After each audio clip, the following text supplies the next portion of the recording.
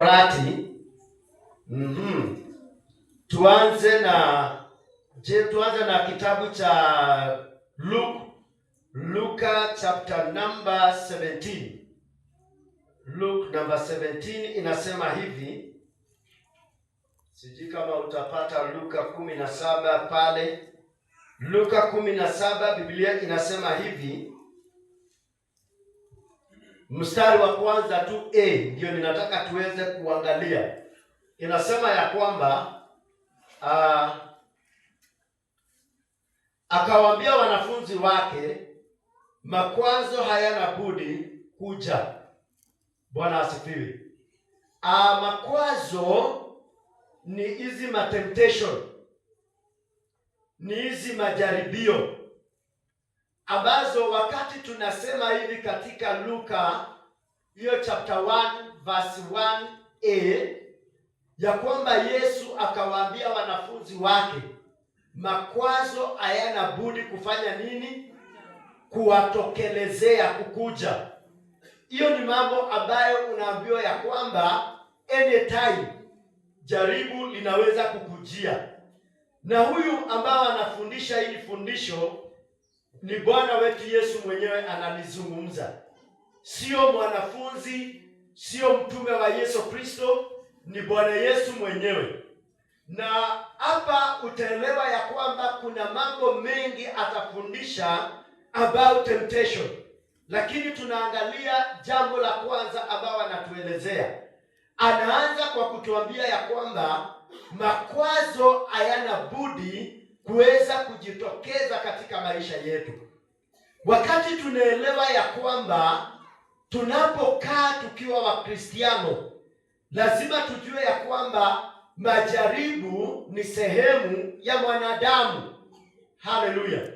Majaribu ni kitu ambayo mara mingi hauwezi kuikwepa, na inakuja na sababu zilizo tofauti, na inakuja kwa maeneo ambayo sometimes inaweza kuwa na uchungu mkali wakati unatumia ama wakati majaribu inafanya kazi ndani yako. Haleluya. Uchungu wa majaribu unaweza kusababisha na umesababisha watu hata wakafa. Majaribu mengine imefanya watu wakafa. Usipokuwa na neema ya Mungu, majaribu imeua watu, si kuwaua kiroho, kuwaua wakawekwa kwa jeneza wakazikwa. Haleluya. Na jaribu pia imetoa watu katika wema wa Bwana. Watu wakatoka katika uzuri wa Mungu na wakaenda na wakapotelea mbali kwa sababu ya uchungu wa majaribu. Jamani, wakati jaribu linatumika ndani ya mtu, wakati jaribu limekupata, lina uchungu wake mkali sana. Na kila jaribu linakuja, lina kiwango cha uchungu wake. Lakini ninataka tumshukuru Mungu siku ya leo ya kwamba tunaye Mungu ambaye upeana na nafasi na njia ya kuweza kushinda kila jaribu wakati tumekaa katika Mwenyezi Mungu. Praise the name of the Lord. Mimi binafsi ninawaambia nina miaka kadhaa katika salvation. Na kwenye miaka ambayo nimekaa kwa wokovu, jaribu langu la kwanza lilikuwa kusimama kuhubiri na nikashindwa kuhubiri mbele ya watu. Hilo ndilo jaribu nilikutana nalo la kwanza ambalo liliweza kunitingiza vilivyo. Yaani kusimama kuhubiri. Uko baka na mistari ya kuhubiri. Lakini wakati unasimama kuanza kuhubiri na umejitahidi na umepigiwa makofi, na sijui nani alileta hii maneno ya kupigiana mhubiri makofi, na saili atashindwa, usijui tutafanyaje. Sasa wakati niliamuka na ninaenda kuhubiri, maana makofi imepigwa na watu, mahubiri kanipotea yote. Nikawa sina kitu ninaweza kusema. Ninajaribu kutafuta wanasemanga nini. Nilijipata niko mahali pepamba. Na siku hiyo ndio siku nilikutana na nilijikuta kwa jaribu ambalo sijawahi kuliona. Bwana asifiwe. Na ili jaribu lilinusurika kidogo kunitoa katika wokovu. Karibu niwache wokovu. Yaani nikienda nyumbani nikiwa na mtu ambaye tulikuwa na yeye, nilikuwa namuuliza, yaani kunaendanga aje? Yaani watu wanahubiringije? Kwa nini ninaonanga tu watu wanasimama na wanahubiri? Hiyo ni uchungu ya jaribu. Bwana asifiwe. Uchungu wa jaribu unatokea kwa kitu chochote kile. Kwa hali yoyote ile unaweza kujipata uko katika uchungu wa jaribu. Hilo lilikuwa tu ni la kawaida, maana kuhubiri na kukosa kuhubiri na nienda nikae nyumbani haingekuwa inaniumiza mwili, lakini iliniumiza kimawazo. Nitaonekanaje? Nitasikikaje? Na hapa ndipo unapata kuna watu, jaribu ambalo tumesema kuna jaribu linatokana na we mwenyewe, huwa linadhuru mtu kwa sababu ambazo hazina nguvu ya kumuumiza. Bwana asifiwe. Hiyo inakuwa ni jaribu kubwa kwako kwa sababu ina uchungu, ulitaka uonekane. Haleluya. Lakini jaribu, wapendwa, ninataka nikuambia ya kwamba tuna uwezo ya kuishinda ikiwa tutakuwa na neema ya Mungu ya kuweza kuijua na kutambua hakuna jaribu linafaa kuwa na nguvu katika maisha yetu. Yesu akaambia wanafunzi wake, makwazo haina budi kutokea, majaribu haina budi kujitokeza, lakini ole wa wale wanayefanya haya majaribu yanakuja ndani ya maisha yetu. Haleluya. Unajua, wakati mwingine sisi kama Wakristiano tuna ile kuleteana majaribu pia. Tunaumizana katika yale mambo ya majaribu. Na Bwana anasema ya kwamba ole wake anayefanya majaribu anayesababisha hizo temptation kuwa katika maisha ya mtu ama katika mambo ya mtu. Kuna jaribu ambayo linaletwa na Mungu na Bwana mwenyewe analitaja katika kitabu cha Kumbukumbu ya Torati, Deuteronomy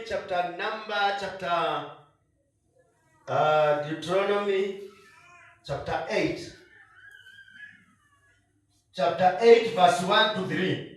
Bible inasema hivi, Kumbukumbu la Torati mlango wa iko pale mlango wa 8 na mstari wa kwanza mpaka mstari wake wa 3. Biblia inasema ya kwamba, endelea, nawe utaikumbuka njia ile yote Bwana Mungu wako aliyokuongoza miaka hii 40 katika jangwa, ili akunyenyekeze, kukujaribu kuyajua yaliyo moyoni mwako. Hapa kuna vitu kadhaa ambaye Bwana anaelezea, na jambo ambalo ninataka kuguza ni mahali ambapo inasema nimekuongoza hii miaka 40 ili katika jangwa ili kukunyenyekeza. Bwana asifiwe. Nimekuongoza katika hii jangwa kwa hii miaka 40 ili nikunyenyekeze. Bwana asifiwe. Kuna majaribu inakuja, lengo lake na shabaha yake ni kukunyenyekeza. Bwana asifiwe. Ni kukufanya uhambo. Na hii ndio mara mingi inakuja ndani ya maisha ya Wakristiano. Wakristo wanakutana na hili jaribu ambalo limeletwa na Mungu, ambalo tumeona hapa Bible inasema ya kwamba Mungu amekujaribu ili aweze kukunyenyekesha, aweze kukujaribu kujua yaliyo ndani ya moyo wako.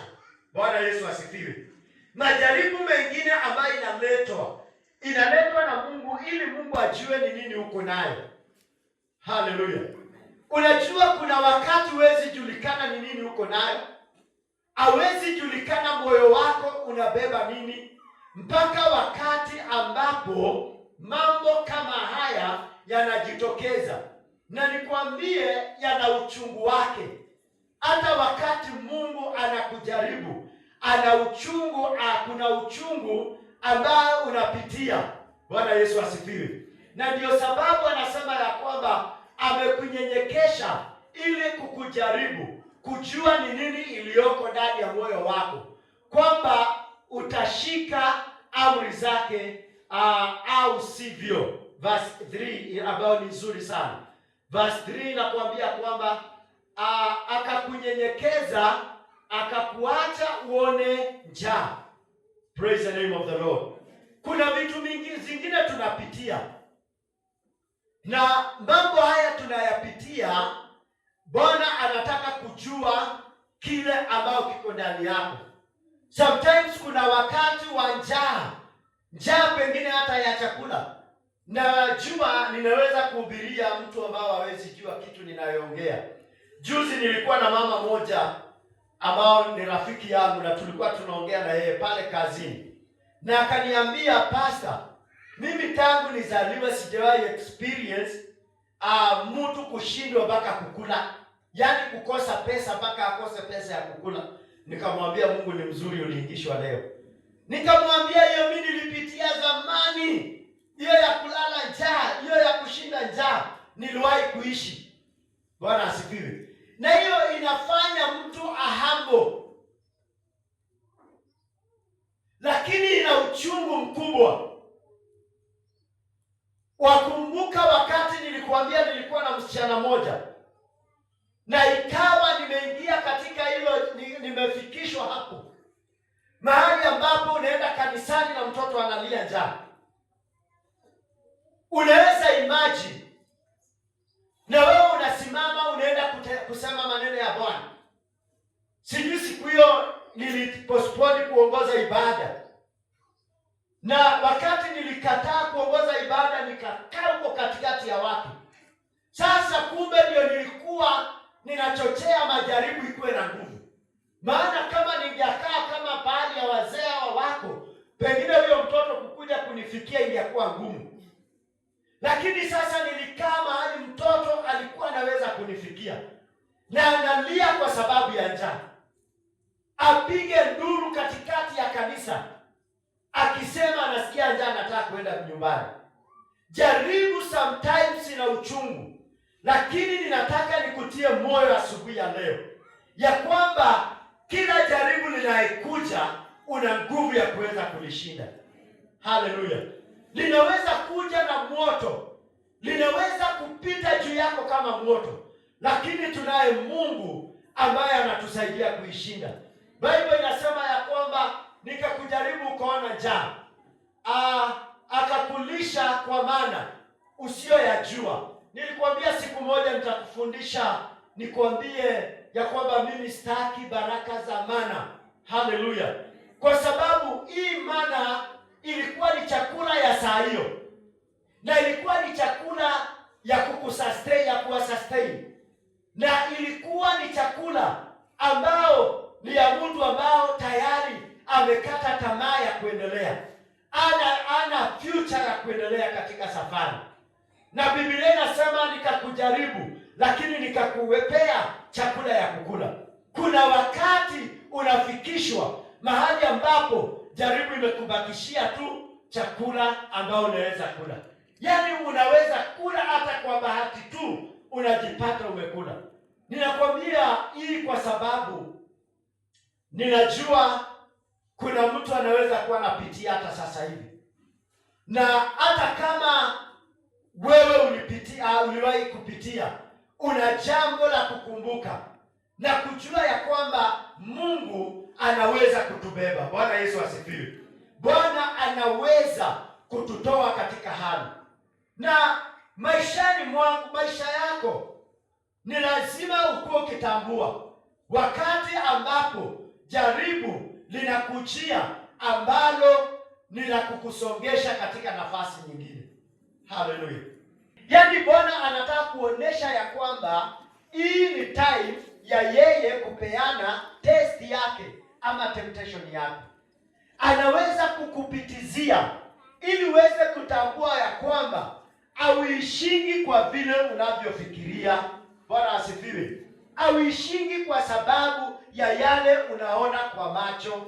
Unaishi kwa sababu ya kila mpango ambao ameuweka katika maisha yako. Haleluya. Unaishi kwa sababu kuna kitu Mungu ameweka juu ya maisha yako. Unaishi kwa sababu na unashinda mambo kwa sababu kuna mtu anakutia nguvu kuweza kuyashinda ambao inakuja juu ya maisha yako. Biblia inatuambia hivi tunapoenda kumalizia kwenye Petro wa kwanza, ninaweza pewa First Peter chapter 1 verse 5 to 7. Faida ya temptation. Tunaona uchungu wa majaribu na faida ya majaribu. Katika kitabu cha Peter verse 5 inasema ya kwamba nanyi mnalindwa na nguvu za nani? Za Mungu kwa njia ya imani. Bwana asifiwe. Katika hali hii yote ambayo tunasema ya majaribu, tunalindwa na nguvu za Mungu. Haleluya.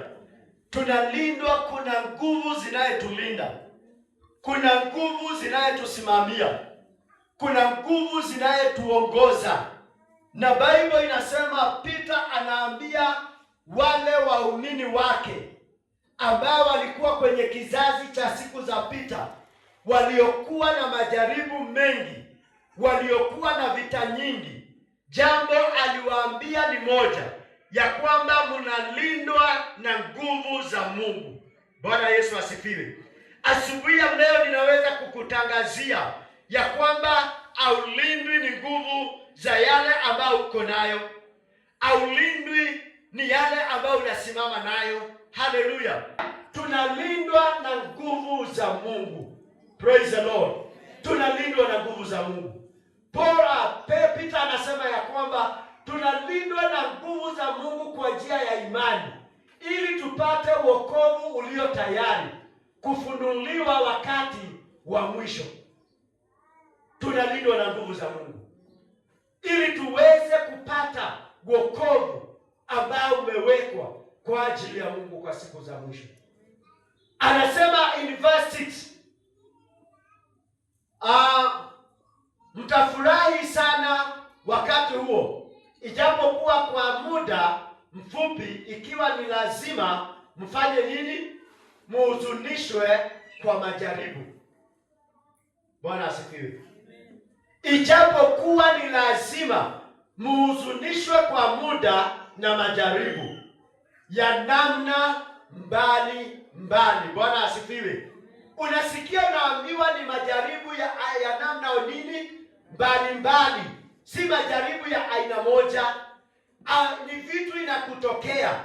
Lakini nashukuru Mungu asubuhi ya leo, wale watu wanakaa katika nguvu za Mungu, wanayelindwa na nguvu za Mungu katika hii majaribu mbalimbali, Bwana hujua kuwaokoa katika yote. Haleluya. Bwana hujua kuwaondoa katika hii majaribu mbalimbali. Tumekuwa kwa majaribu mbalimbali. Kwa mfano katika hii church unasikia unaambiwa ushuhuda. Hiyo ni ile kionjo ya ushuhuda ambao umesikia ya kwamba hapa ilijulikana ni mahali fulani. Lakini Mungu ametupa grace kubwa. Haleluya. Bwana ametupatia na mwanya mkubwa. Bwana ametupatia na nguvu nyingi. Nilijifunza na wakati watu walienda juzi katika mkutano, walienda huku nje wakienda mahubiri ya nyumba kwa nyumba. Maybe hata hatujaona washiriki hawa, maybe hata hatujaona hawa watu waliokoka ambao watu walienda kwa ile uinjilisti ya house to house evangelism. Lakini nataka nikuambie, kuna kitu walienda kuchukua wale wapendwa. Walienda na wakaja hapa wakisema jina ya Agape Solid Rock uko ndani ya vijiji ni tofauti kwa sasa. Haleluya. Yaani vile kunajulikana ni tofauti na vile mama ametoa ushuhuda leo. Waliojua hivyo zamani, waliojua ni kanisa ya watoto, waliojua ni kanisa itaisha hivi karibuni, leo wamekuja wakisema, waliofikiwa na wale watu walienda, walisema kama mnatuambia juu ya Agape Solid Rock, ambie pastor wenyu wa Agape Solid Rock tunamjua, yeye ndiye anatuombea, yeye ndiye anasimama na sisi. Na wakasema hiyo ndio kanisa tunajua hapa Lesos. Yaani ile walijua inaweza isha wakati wowote, ndio wanaijua sasa inaweza leta mabadiliko. Haleluya. Ni nini? Ni majaribu aina mbalimbali. Haleluya. Yaani mnapatwa na hii, lakini kesho Mungu anakuja na hii. Na wale ambao wanavumilia, wale ambao wanasimama, wale ambao wanaendelea na Mungu, hawa hakuna wakati watashindwa. Haleluya. Wanaishi wakiwa washindi katika jina la Yesu. Mimi ninajua tuko hapa kufanya mapenzi ya Bwana. Na ninajua ya kwamba uchungu wa majaribu una wakati wake. Haleluya. Wakati ambapo nilisimama hapa nje, moto ukitaka kumaliza kanisa hili, na nikasikia yale watu walikuwa wanaongea, masikioni mwangu yalikuwa very pain. Nilikuwa na uchungu mkali. Lakini wacha niwaambie faida ya majaribu. Kilichofanyika wakati huo, nikawa na hasira ya Mungu, nikasonga zaidi katika kuomba. Haleluya. Nikaanza kuomba kama mwendazimu. Ungenikuta hapa nikipiga kelele, nikilia. Siku moja nikiomba, sauti ikaniambia, na ninaonanga hiyo ilikuwa ya Mungu, ikaniambia, unaona hapo penye umekanyanga, yaani vile ninaenda hivi nikikanyanga, sauti ikaniambia hapo umekanyanga mara 100. Yaani hiyo step umekanyanga hivyo, umekanyanga mara 100. So mimi sijui ilikuwa inaniambia nimekanyanga mara 100, tufanye nini nayo? Lakini ikanionyesha ya kwamba ni kwa sababu ya zile safari na zile na ule muda nimeomba hapo. Nafikiria shetani alikuwa amekuja kuniambia, sasa wataka hata kuomba maana umeomba sana. Lakini nikamwambia nitakanyaga na nitakanyaga zaidi. Kama unatarajia nisikanyage, ngojea niko na kanyaga zaidi. Haleluya. Na hiyo ndio imezaa vile tulivyo. Bwana Yesu asifiwe. Hiyo ndio imezaa hapo ambapo umefika. Hapo ambapo Mungu amekuinulia. Ni hiyo steps ambazo tulitumia. Lakini zilitokana na pain. Haleluya. Ilikuwa na uchungu. Mtu anasimama mbele yako kukuambia hii kanisa ni ya devil worshippers. Na ni mbele yako. Na si ati anaajui wewe ndio pastor. Na kuharibu sana after one day unakutana na yeye na anakuita pasi. Baka unasema kuna kuanga na watu na nini? Very good. Hallelujah. Unajua hapa kuna maneno, lakini auachi. Nakumbuka yule aliyokuwa anaongea hivyo, akisema wacha yungweni ya devil worshiper, ndiye aliweka hii mabati, ndiye aliweka hizi vitu zenye zinakuanga na holy speaker. Pain ya majaribu. Yaani wakati huo amekimbia kuja kusema, lakini hapo na hii mabati anatengeneza akuja aweke hapo juu. Bwana Yesu asifiwe. Lakini inasaidia. Uchungu wa majaribu huwa unasongesha mtu kutoka katika nafasi moja mpaka nafasi nyingine. Kwenye verse 6-7 inasema ya kwamba ili kwamba kujaribiwa kwa imani yenu ambayo ina thamani kuu kuliko dhahabu ipoteayo, ijapokuwa hiyo hujaribiwa kwa moto, kuonekana kuwa kwenye sifa na utukufu na heshima katika kufunuliwa kwake Yesu Kristo. Bwana asifiwe. Yaani wakati unakuwa katika hali hii na unakuwa kama dhahabu ambayo imetumbukizwa motoni, inakuletea faida kadhaa. Haleluya. Inakuletea sifa, inakuletea utukufu, inakuletea heshima. Praise the Lord. Yaani temptation ambazo zinakuja ziko supposed kukuletea heshima. Sijui kuza mwingine umuulize kama anasikia hiyo kitu kisema. Bwana asifiwe. Yaani temptation zile unapitia, maana umeambiwa ni mbalimbali, kitu zinakuletea katika maisha yako. Ya kwanza inakuletea sifa. Bwana asifiwe. Inafanya kunajulikana kuna mtu, na hakuna wakati utajulikana kama hakuna jaribu linakupata. Bwana asifiwe. Au utajulikana hata kwa chief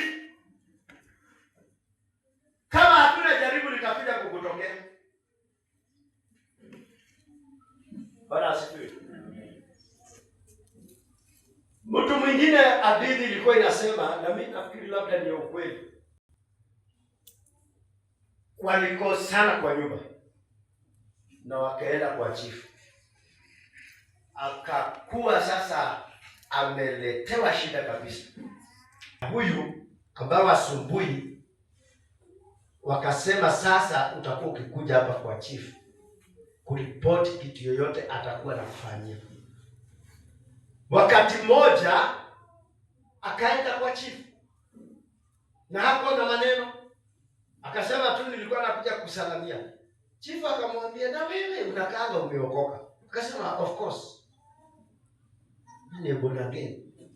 Akamwambia, na leo mkubwa anakuja na tunataka mtu ambaye ataongoza kwa maombi. Haleluya. Akasema mimi sina maneno, iko sawa. Na akasema na si tu maombi, tunatangulia na neno kidogo, alafu ndio weke maombi. Neno tu ya dakika 3 ama dakika 5, alafu uombe, alafu weke maombi. Akasema niko sawa. Na wakubwa wakaja, wakakaa. Kafika sasa chief ametisha mkutano umeanza, na mjamaa akaambiwa aombe. Kasimama, akatoa maneno ya dakika 5, maneno imejaa hekima kwa sababu ya Mungu. Na kile kilimpeleka kwa chief mara ya kwanza ni vita. Kile kilifanya ajulikane kwa chief ni kwamba yeye anaonekana anachokozwa, kuna majaribu inamlenga, inampiga, lakini ni mnyenyekevu. So kwa hiyo unyenyekevu wako unaonekana wewe unaweza omba. Bwana asifiwe. Unaonekana wewe unaweza ongoza maombi.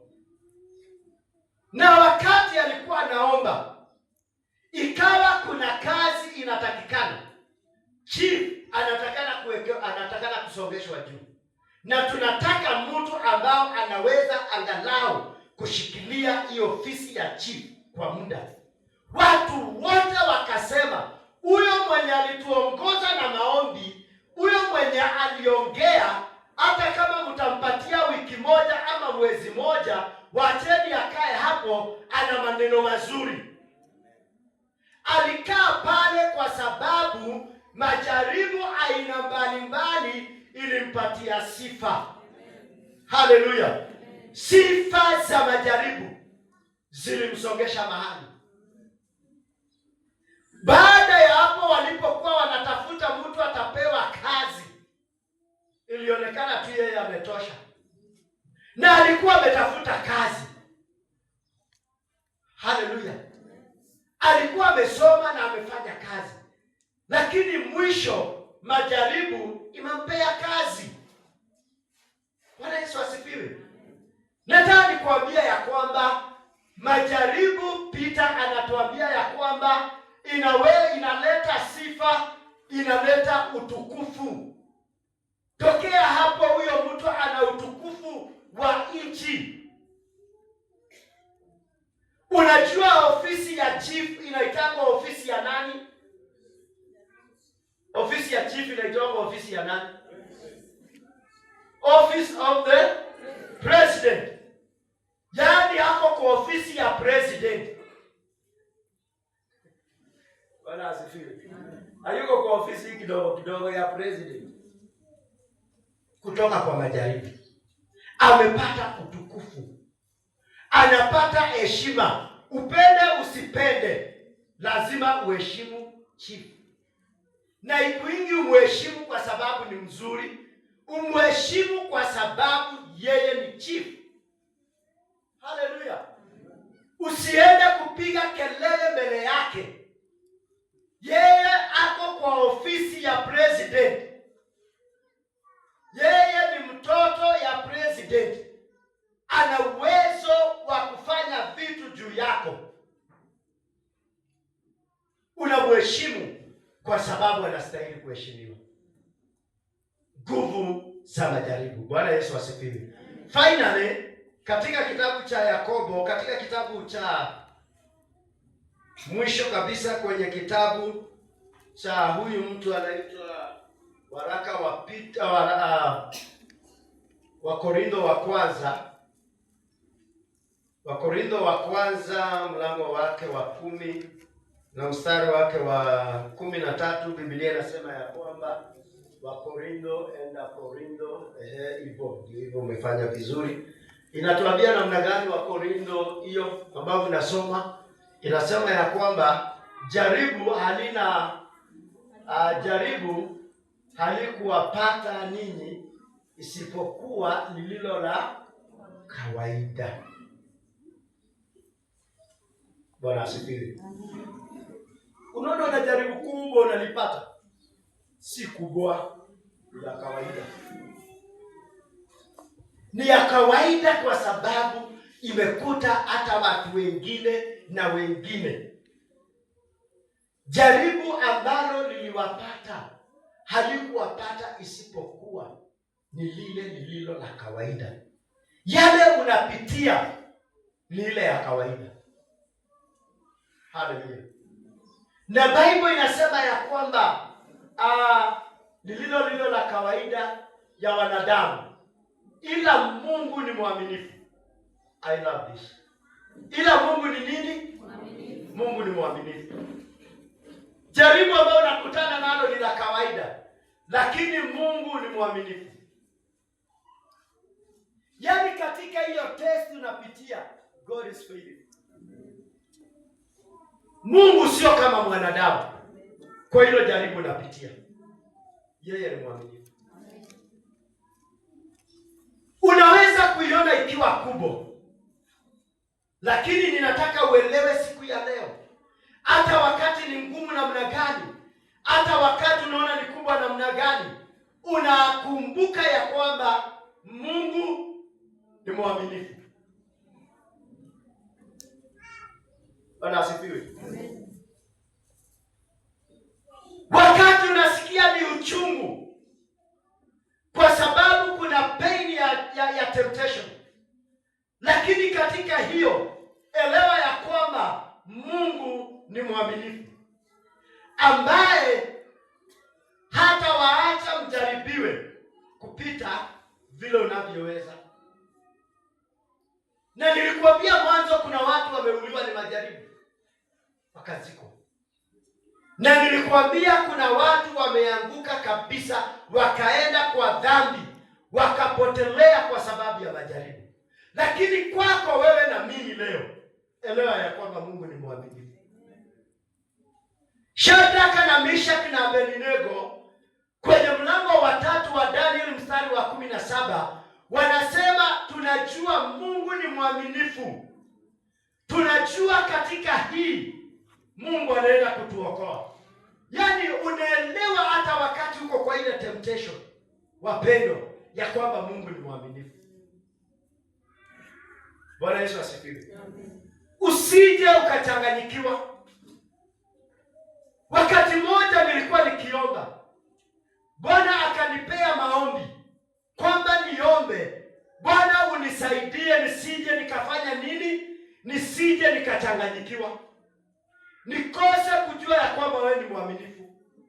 Unajua wakati tunachanganyikiwa, ndio hapo unasikia mtu anakuambia nilikuwa karibu kuenda kukula changani. Wakati unafika mahali unakosa kuelewa Mungu ni mwaminifu.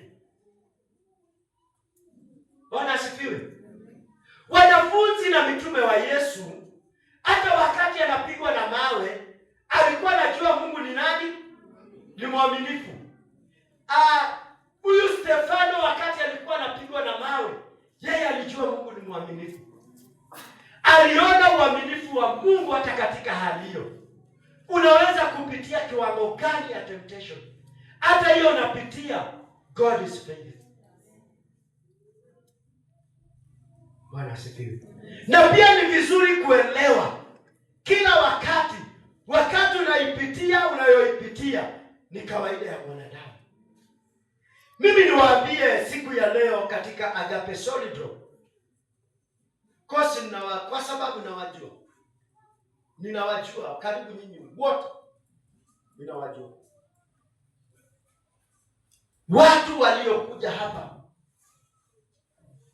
wakiwa wamechapa na yote 18 na wamekuwa waaminifu kwa Mungu. Bwana ameenda akiwabadilisha. Amen. Bwana Yesu asifiwe. Amen. Hakuna mtu amebaki kwa jaribu na nikamrudisha nyuma. Mungu amekuwa mwaminifu. Hebu jirudie wewe mwenyewe, maana ndio imekuwa dhimu ya maombi yetu ya siku ya leo. Hebu jiite kama mkutano. Ukumbuke vile ulianza. Ukumbuke vile umeenda mpaka leo mahali umefika. Hallelujah. Jana hii, this is the part of gospel. Sijisifu mahali popote. Jana hii nimekaa kwa nyumba hivi, niko naangalia TV. Nilikuwa najisikilizia Arsenal na Fulham. Tangu nilikuwa nasikiliza tu. Basi mtu mmoja ambaye ninamjua kwa hii church sana akagonga mlango. Kaniambia nimeingia. Na yeye mimi nilijua, akili iliniambia yamesikia sija. Na nilikuwa nakula jana nini? Fish here. Nilikuwa nakula fish jana. Nikasema wacha kwanza fish ikae. Kwanza nimalize kesi. Ananiambia basta, sina kesi. Mimi nimekuja. Nataka uombe gari hapa nje. Mungu amenipea gari. Sitaki nikuambie huyo mtu. Lakini nikikwambia huyo mtu, utajua kuna mahali Mungu anatupeleka. Maana kama ulikuwa hapa kama asenge huyu tangu siku ya kwanza, unaweza kujua. Na unaweza jua umbali ambayo Mungu anapelekananga.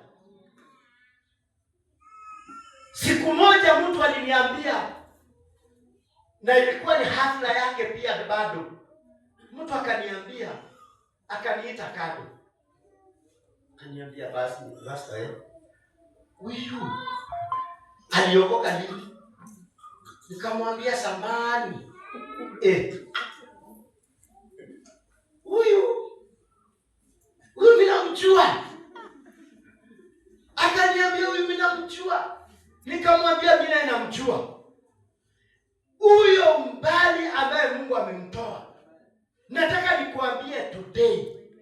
Majaribu yana uchungu, lakini natupeleka mahali.